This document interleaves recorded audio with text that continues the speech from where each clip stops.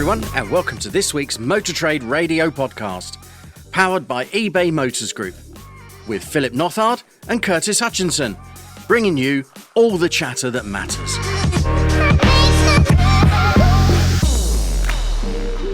So, Phil, I've just noticed on the top of my script that this is episode 48 I know. of this year. Know.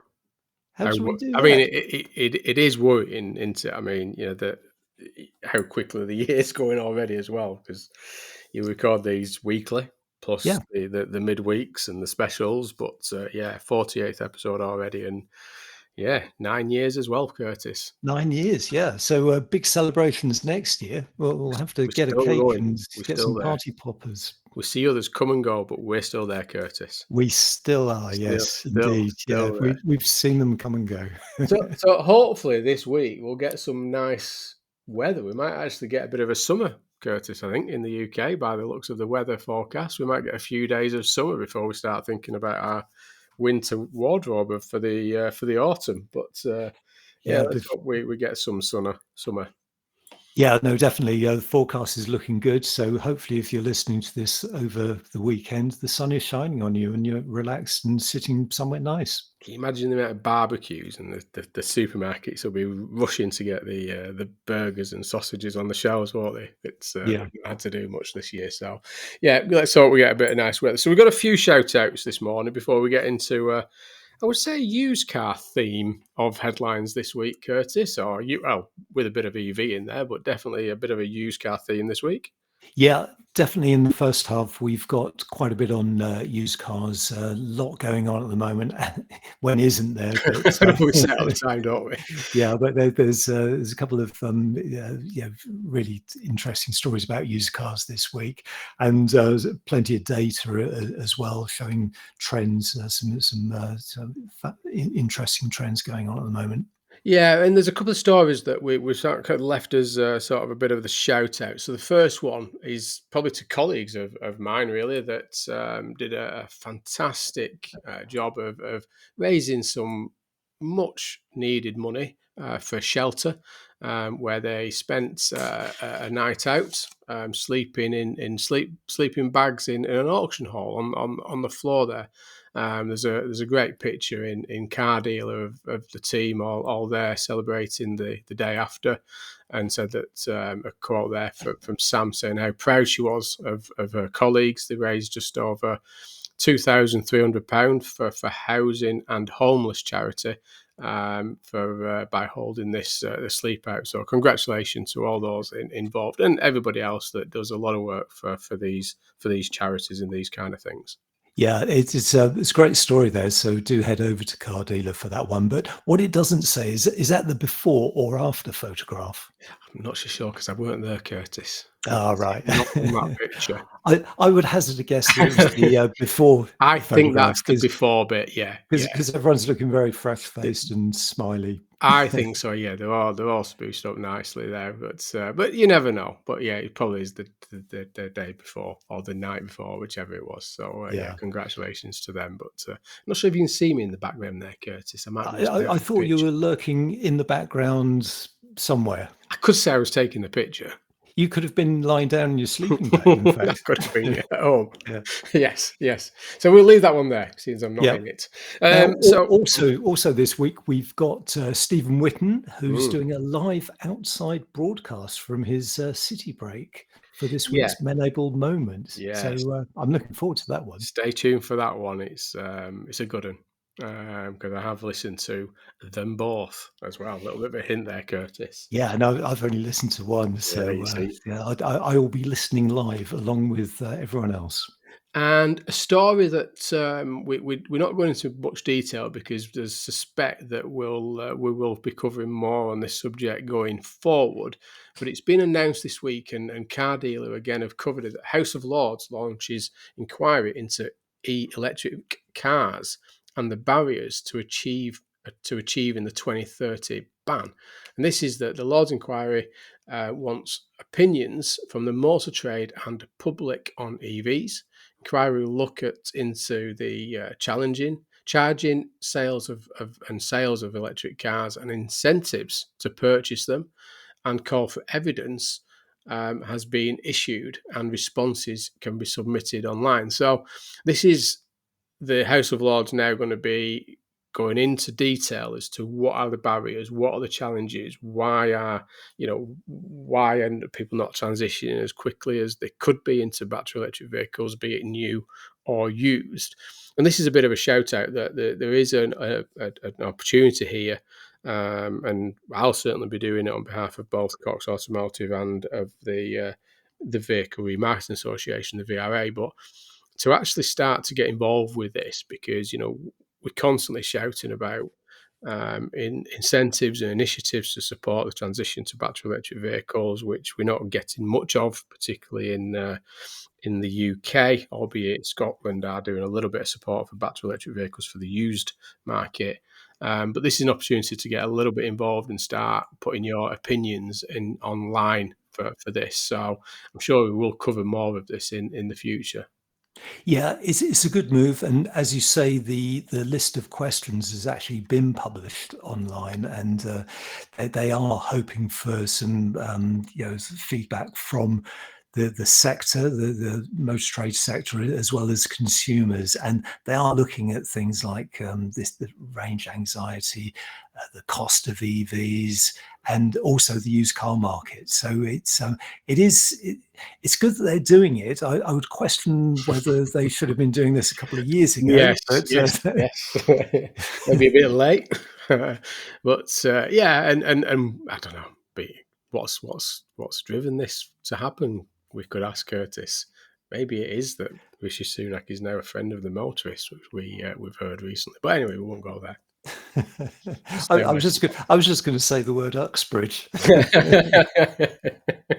Yeah, another way of putting it, but yeah, we'll stay clear of that. So we're going to talk about the registrations quite nicely there. So we know that the new car registrations for the month of July were published at the end of last week, just as we just missed the covering this story. But July finished 28.3%, up on 2022 figures at 143,921, primarily driven by fleet and business. So fleet saw an annual increase of 61.9%, and business saw an increase of 28.7%.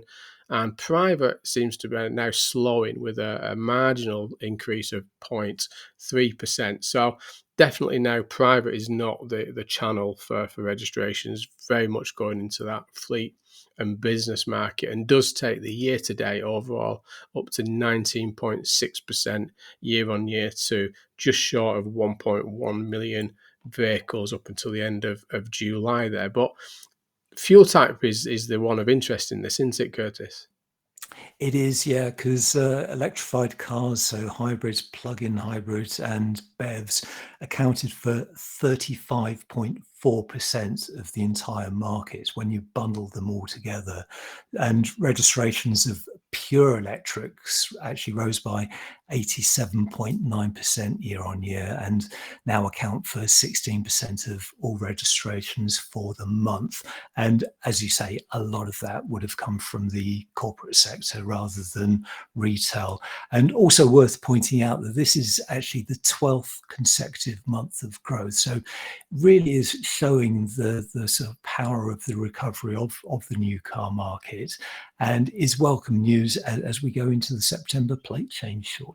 Yeah, exactly. I mean, we know that production is up. We know that activity and incentives are up towards, now becoming a more deposit contribution, subvented finance. There's reports that there is more cars on the ground now for immediate delivery. So in a way, yeah, we are returning to what you might describe as a push market from a pull market. But clearly that does give big opportunities for a September marketplace, which we'll talk about later on in the headlines. Motor Trade Radio podcast, powered by eBay Motors Group. So headlines this week are from AM, Car Dealer, Motor Trade News, The Daily Telegraph and BBC News. Starting with Cox Automotive forecasts a steady improvement in the UK used car market for the remainder of 2023.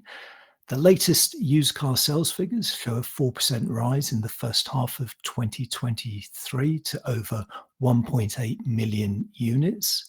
Franchise dealers urged to review sales processes ahead of likely boost in the September plate change. 2 in 3 new car buyers don't recognise new EV brands, despite some already being on sale in the UK. Lloyds faces High Court claim over £624 million car finance overcharging, reports the Daily Telegraph. And administrators say British Vault buyer hasn't made final payment. Some red letters going out there, Curtis. Definitely. So we'll start with that story from Motor Trade News, which is used car forecast emphasises recovery based on consumer and business confidence. So this is based on research that you guys at Cox Automotive have done. It's part of your sort of regular forecasting. So what's actually driven your thoughts on where we are for the remainder of 2023 in terms of the used car market, and also give yourself a little shout out for some of the forecasts that you've called recently. Yeah, I mean, I don't. Yeah, I hate doing that because you can soon get knocked off that pedestal if you're not too careful with that one. So I mean, we do forecast obviously on a quarterly basis for the year and each of the quarter, and we know that the used car figures come out sort of 6 weeks after each of the quarters have finished. But yeah, I luckily, I don't know, we'll take it. But we forecast a 1.832 figure for the second quarter, and the figures came out at 1.832. There was a variance of 575 cars. I know, Curtis, I let everybody down. You did, yeah. But but reality is, I think what is key with this is it's not necessarily congratulating how accurate. I think we just understand, obviously, trying to understand where the market is heading. Yeah. We are seeing marginal recovery. I think the year to date for used cars is up 4.1% for the quarter and 4.1% for the first half of the year. So we are seeing a slight increase, but we know that used cars was in a slightly different place last year than what new cars were. So, a lot of the constraints in new cars where people were turning to used cars, and there was a high demand for used cars in 2022. So the challenge was always going to be is how much was 2023 going to increase on last year's performance? And we know that there are still challenges of supply. We know how many vehicles, the 42 million, that we've lost from production that won't enter the used vehicle marketplace. But clearly, as production is starting to increase, and as we just covered on the new car story, that there is a focus from the OEMs on the fleet and business sector now. So that starts to replenish some of those lease extensions that have been out a little bit longer than some of the operators would like, and those cars start to come back into the market. But we're still in a fairly challenging marketplace. You've still got a reasonably high interest rate. We've got all the cost of living and inflation that's still a challenge. But we do see that 2023 should finish somewhere above the 7 million. Our baseline is 7.1 million for the full year. Second half of the year slightly softer than the first half of the year, so we forecast 3.6 million for H1, and we're forecasting 3.4 million for H2. So a slightly softer second half of the year because of Q4 does really start to slow down, and obviously you've got the holiday period with August in the middle of it as well. So I think generally, yes, the view from ourselves is that we will see a steady increase on last year, but not yet towards that 7.5 to 8 million marketplace. I think it will be some time before we get back to that level of recovery. Yeah, and that's particularly interesting because you're saying forecast for 2023 will be 7.1 million, and that will actually be 4% ahead of where we were last year, so up 4% year on year. But that's actually down 3% on those average pre-pandemic levels, isn't it? Yeah, and I think you've got to remember in everything you look at, the figures you sort of remember. You remember the 8.3 million, you remember Yeah. the 8.6 million, but they were one-offs. They were when we were in a heavy pushed marketplace. They were when we saw the big volumes of pre-reg tactical registration activity in the marketplace and really low financing with some cheap money in the market. So, yes, we are still behind pre-pandemic averages, but we're not that far behind pre-pandemic averages for what the UK market does normally do in terms of used car transactions. I always say that the UK is a 9 to 10 million market for new and used. So you got your 2 million new to 2.2 million and your 8 million used as a marketplace. So I think we are heading back to that kind of market, but I don't think we'll start to exceed it, if at all, yet. Yeah, and turning to where we are at the moment, AM Online, the headline is almost 150,000 more used cars were sold in the first half of 2023.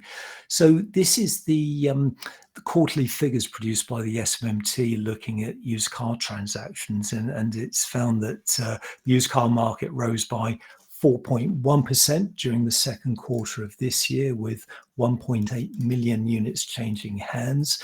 And the increase equates to an additional 72,500 transactions compared with the same period in 2022.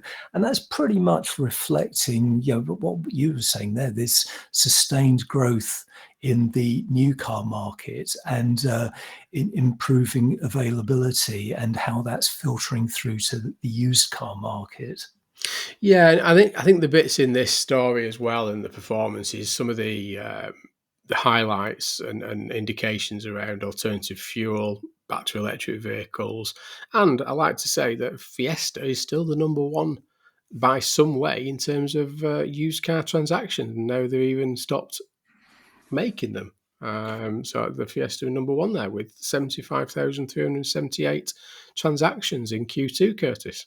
Yeah, and it's number one by a long way, isn't it? Because number two is the Vauxhall Corsa at 59,000 registrations. So it's going to be some time before we see the Fiesta knocked off the top slot in terms of top 10 used best-selling used models. Exactly. I mean, it is them four, isn't it? I mean, the Fiesta, the Corsa, the Golf, and the Focus, and you do get the 3 Series and the Astra that pop in and out, but it is historically dominated by those 4 models of vehicles. But yeah, looking at the alternative fuel and the BEV market, sales of plug-in hybrids rose 11.4% to 18,437. And during that second quarter of 2023, that the sale of battery electric vehicles climbed as well, 82% to just over 30,000. So a big jump there, Curtis, considering all the negative hype around the used battery electric vehicle market. Yeah, definitely. But before we get carried away, that only accounts for 1.7% market share. But that is the highest share that battery electric vehicles have had to date. And worth looking at first half transactions, because they were also up, coincidentally, by 4.1% on what were weak 2022 volumes. But the market remains 9.2% behind those pre-pandemic 2019 levels. Yeah, definitely. I mean, it is a good story in AM Online that's gone into a little bit more detail around the performance. They've got some good commentators and contributors in terms of what's happening in the market there from RAC, Auto Trader, Close Brothers, and others in that story as well. So, again, you'll get it on your newsletter on Monday morning. But I'd advise having a look at that because it's not just them headline figures. And like you say, Curtis, you can get caught up at 82%, but it's only 30,000 units out of a market of 1.8 million. So there is a lot of detail in there, but it's heading in the right direction, I suppose, for battery electric vehicles. But to our earlier story around the Lords looking into the marketplace, there's still a lot to do. Yeah, definitely. And last story before we head into the Menable Moments midway break is from Motor Trader, and the headline there is "Dealers advised to take nothing for granted as plate change approaches." So this is going back to the September plate change that we mentioned earlier, which is just a couple of weeks away now. So Yes. a lot of listeners, this will be taking up a lot of work time for a lot of listeners tuning in today. So we hope all those preparations are going well. Now, this is an interesting one. I saw the data that Judge Service produced for this particular release, and it's really based around some of the best practices that Neil Adley at Judge Service believes that dealers should be doing, because he's anticipating, and indeed a lot of commentators in the industry, that this could be the biggest September plate change since 2019. And there's some sort of easy wins for dealers in terms of doing the right thing by customers in time for the plate change, because what it's found is that it's data of this is the State of the Nation data, which polled the views of over 6,000 customers, is that 40% of customers are more likely to buy a car if they have been introduced to a manager. Now, that's significant in that when you compare that with the pre-COVID research, it was just 28%. So it's that security of being introduced to the manager at the beginning of the conversation when you're negotiating for a new car, rather than, and we've all been in this scenario, that midway through you're talking about prices, and the salesperson says, "Oh, I must ask my manager and see what we can do," and disappears, comes back and says, "Oh, I've spoken to the manager, and unfortunately this is the best price." That's a turnoff for customers, and it is clunky, it is clumsy. So what Judge Services is saying is that customers are more receptive to those sort of conversations if they've met the manager first. Yeah, and I mean, we were chatting before the show, and it's probably showed me age and when I was being out of the industry now, from that salesman days. But yeah, I think the days of that salesperson sat at the desk backwards and forwards to an office, and as you say, Curtis, that the customer can see the conversations taking place in the office between the salesman and their manager, and then back out again and backwards and forwards, and then eventually, if the customer wants to go away and consider the figures or have a think about it or consult with somebody, etc., then at that point they bring the manager out as a final chance to try and close the deal on that customer. And I think clearly those days are diminishing. I think there's that is probably not common practice now across the sector by any means, but I think this is clear evidence that the customers don't like that. The customers want to, they understand that the manager can't be sat with every single customer all the time, and that the front facing staff need to be there. But actually, just that introduction that, who are they dealing with? Who is the man that's making, the person making the decisions behind the scenes early on in that process is clearly evidence here that's been shared. Yeah, it builds trust and builds some transparency, and definitely worth heading over to the Motor Traders story there, because there are a couple of pointers that Neil Adley is sharing from the research. And one of the things that really caught my eye was advising dealers to keep their news stock fully up to date online, which sounds like doing the sort of real obvious thing. But as they point out, 54% of customers say they look at dealer websites to check on new car deals and availability. And this actually ties in neatly with something that I spotted from a friend of the podcast, Ian Godbold. He posted on LinkedIn this week that he was with a dealer and he was on site. And in this particular scenario, they were looking at the used cars. And he actually went around the used car forecourt and then compared what was on the physical forecourt with what was on the online forecourt. And there was a hell of a discrepancy. A lot of the models weren't listed because they weren't being uploaded in real time, and there's a disconnect there that's so easy to remedy, and it's all about having those processes in place, which goes back to what Neil at Judge Service was saying. Yeah, definitely. I think what is clear, and it's been muted a couple of times so far, Curtis, is September isn't far off, and there's a lot of focus on September. It's the last biggest month of the year before we head into sort of that final quarter. And there is a lot of focus. There is a lot of activity coming out of the OEMs, a lot of incentives and things like this. So I think there is a big opportunity now, and it's not long to sort of make the most out of September and to finish the year strong with a strong September month. But yeah, I'm sure that it'll be on the radar of many people listening today.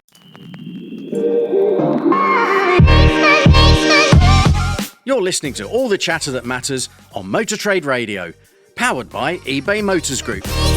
This is your weekly one-stop shop for all the biggest car retailing headlines from across the media, available on demand wherever you are on your podcast feed. Next up is our latest Menable Moment, looking at mental health and well-being awareness, issues and best practices across the automotive sector, with me, Stephen Whitton.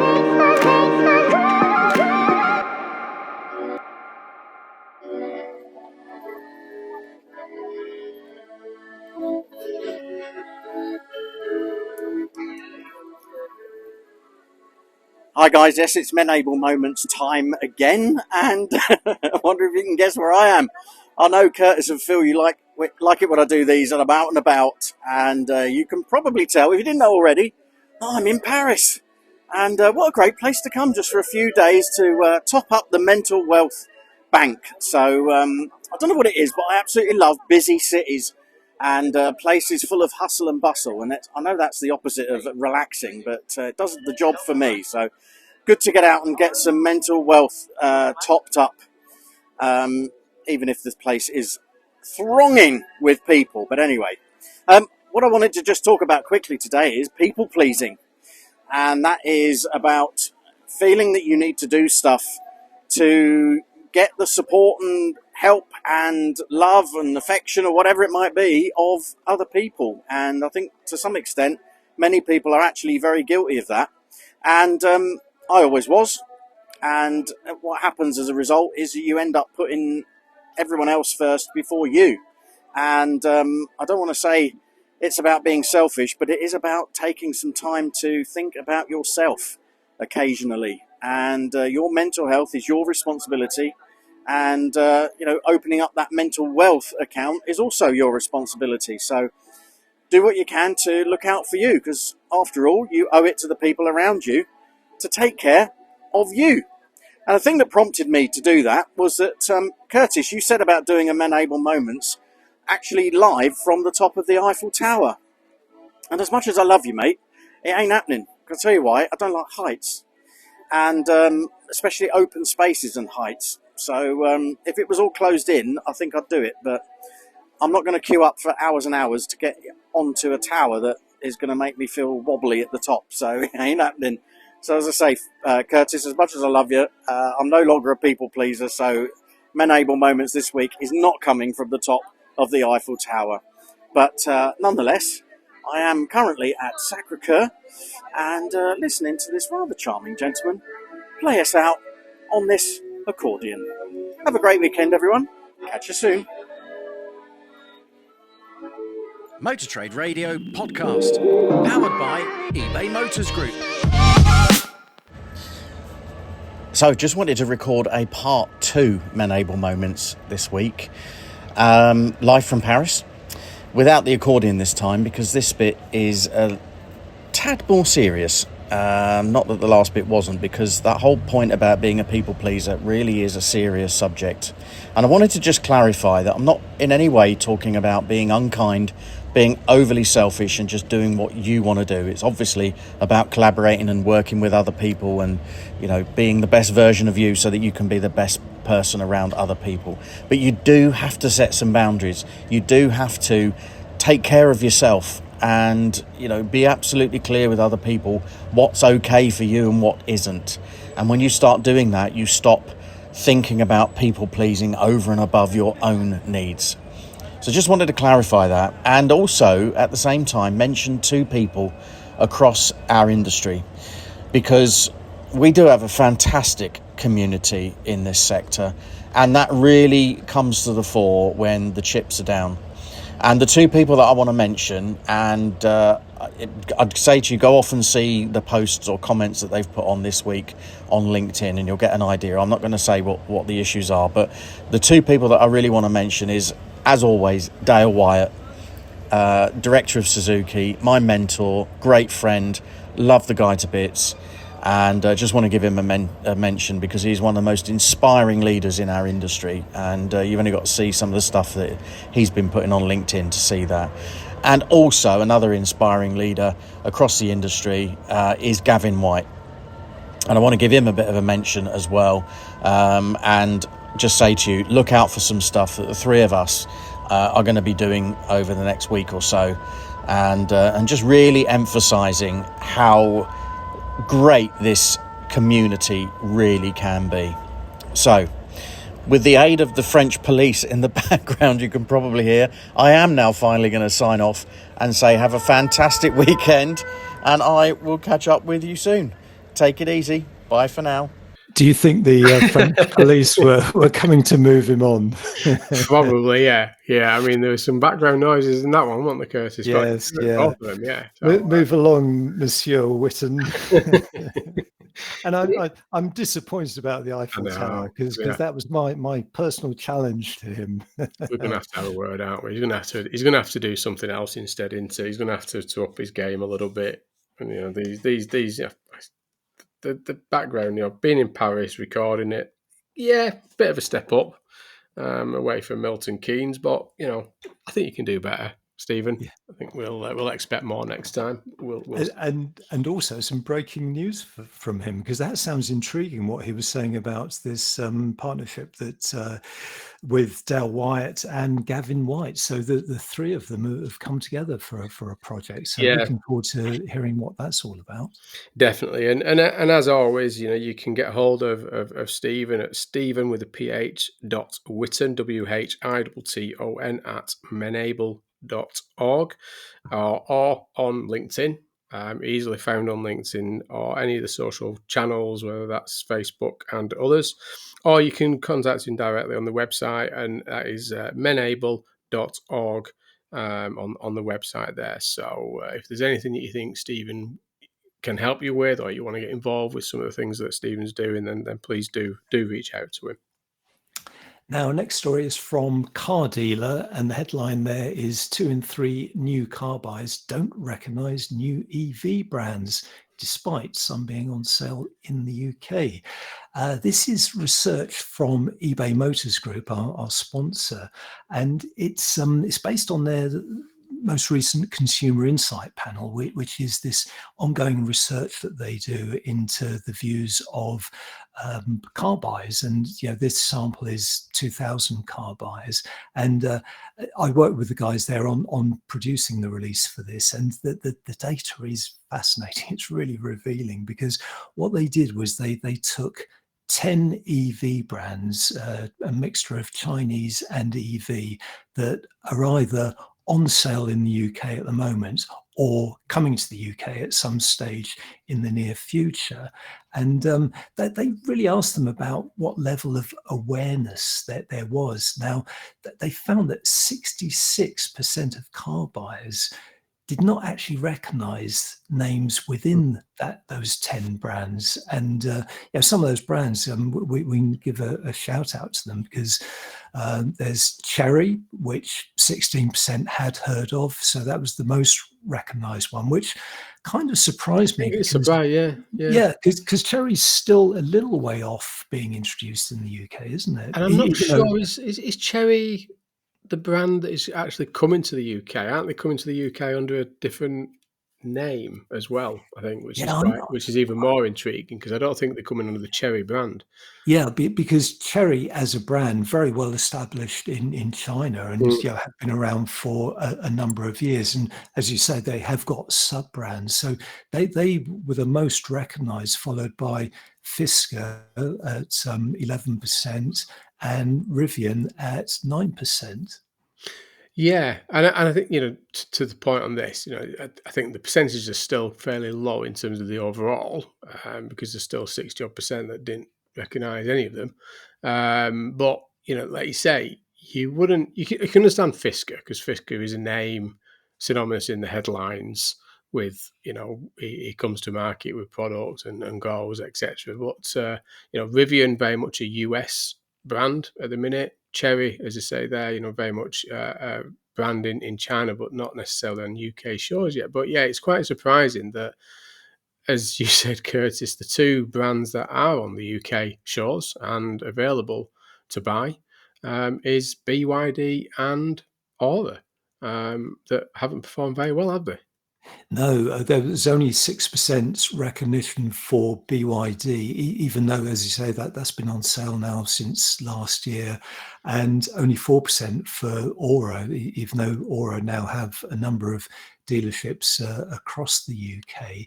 But I found one of the interesting points about this research was that, okay, despite this lack of recognition, when consumers were subsequently asked, would they consider buying a used EV from one of these brands, a third of all these buyers said that they would. It's not a barrier that they haven't heard of these brands and that they're brand new as well. So with unknown track records within the UK. So quite encouraging there for, because we do talk a lot about the challenges of selling used EVs, but that's actually quite a positive from this story. Yeah, and Lucy Tugby, eBay Motors Group Marketing Director, made a comment to say that the rollout of the new EV brands from the US and China is set to accelerate. But our research shows that just how low consumer awareness are of many of them, even those currently on sale in the UK, which reiterates what we've just been saying. And I suppose the big question is going to be is brand loyalty around these EV brands. Will people matter? Will people care in the future? If it is about access point to the EV product at the right price. We know that some of this product that's coming on the horizon is all about, access points. That sort of £20,000 bracket. And will the brand matter? That's a big question we're not quite sure of yet. So yeah, some interesting findings there, and it'll be interesting to see what that looks like in another 12 months' time. Whether that consumer brand awareness has changed with some of these new entrants into the UK marketplace. Yeah, definitely. Because we mentioned BYD and Aura, that they're spending a lot on marketing, a lot on advertising at the moment in the national press. I'm seeing them all over the place. So that awareness will grow and it will increase. So yeah, 12 months time will be fascinating to see what those results would be, especially with additional new players on sale over here. Yeah, and heading over to the Telegraph now, and this is Lloyd's faces High Court claim over 624 million car finance overcharging, and this is that the Lloyd's banking group have been accused of unlawfully taking advantage to overcharge drivers. This is quite an interesting one, but I'm not sure where this is going to land. Do you? No, definitely not. And it was the Telegraph that broke this story early in the week, because I shared it with you, and we were both quite surprised about this one. But it's described by the Telegraph as a landmark class action at the High Court, and the details within the story have been picked up by the B2B car retailing press as well over subsequent days. But the gist of the story is that according to the Daily Telegraph, Britain's biggest high street bank, alongside Santander and Motonovo Finance, is alleged to have charged excessive interest on 1 million finance deals between 2015 and 2021. The overall value of the High Court claims against the trio is estimated at £1 billion. Yeah, I think it is an interesting one. This one, I mean, it's very difficult to to have an opinion on one way or the other, isn't it? Because this is the start of it in terms of the investigation and that claim, and what the outcome will be. I mean, obviously, Black Horse, a spokesperson, has said that they're committed to ensuring customers have clear and transparent information so that they can make informed decisions about products they choose. And following the FCA Motor Finance Market Review, new rules were set out for the industry in 2021, which we have implemented. We continue to comply with regulatory requirements that apply to relation to a payment of commission and the disclosure of commission to customers. So again, still early days as to what will happen to this, but the Competition Appeal Tribunal at the High Court will decide if the action can go ahead or not. So again, still at the start of what this will happen. Yeah, and we will keep tabs on this story and provide updates as and when. But the real crux behind the story, as outlined in the Telegraph piece, is that car dealers and credit brokers allegedly sold finance at higher interest rates in return for higher commission from lenders. And as you just mentioned there, the FCA had actually banned such discretionary commission incentives back in 2021. So let's see how this one plays out. And the final story of today, we're going over to the BBC News, and this is about the Britishvolt buyer hasn't made final payment, is according to the administrators. So have you got a spare 8.57 million, Curtis? I'll check at the back of the sofa. Fancy buying Britishvolt at the last minute there, taking it away from the potential administrators. But yeah, I think this is saying that the Australian company that and it says that was meant to buy failed battery firm Britishvolt has missed the deadline to pay for the business, casting doubts on the deal and saying that filings from administrators EY show that the final instalment of a total payment of 8.57 million that was due for payment on the 5th of April is still outstanding. Now you go and collect that debt, do you? Yeah, exactly. And there's a fair bit of time involved there, isn't there? 5th of April, we're now in sort of almost mid-August. But so EY said that the buyer, which was Recharge Industries, and we covered this story at the time, as an Australian company who produced batteries in Australia. They were going to buy the site, turn it into a gigafactory for the car industry, but also supplying other industries. That was part of their plan. But that this story in the BBC said that it's defaulted on its agreement to buy the business. So again, this is another one that we're going to keep tabs on, isn't it? Yeah, I mean, it's you don't know what the reasons are or anything at this stage. I mean, it is just a shame because obviously, we've covered the Tata investment in the UK. In that Somerset site and Port Talbot for Tata and the agreement there, and obviously this was the one for the Britishvolt, which is a shame that it went in the first place, but it was great that somebody had stepped in to take it on, and sort of had planned to build a massive 4 billion car battery factory.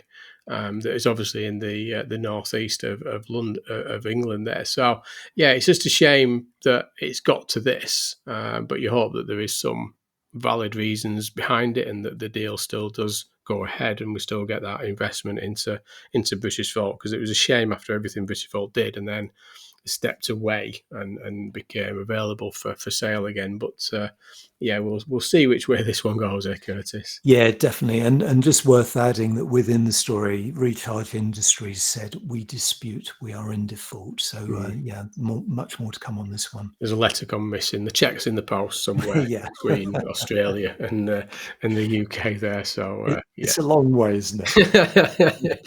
But that's it for this week. I mean, like I say, a great little menable there from Stephen, and I know he's had a fantastic time over there there in Paris. You can just imagine what he's been like. A little kid in a sweet factory would be Stephen over there in Paris. But thanks again for the update there. And as I say, Monday morning we'll share the news stories with you. So as always, have a look at these stories in a lot more detail. There's some great coverage in some of these stories from some of the medias that we've covered this week. But that's all for now. So many thanks for joining us on the Motor Trade Radio podcast. Until next week, it's goodbye from me. And it's goodbye from him.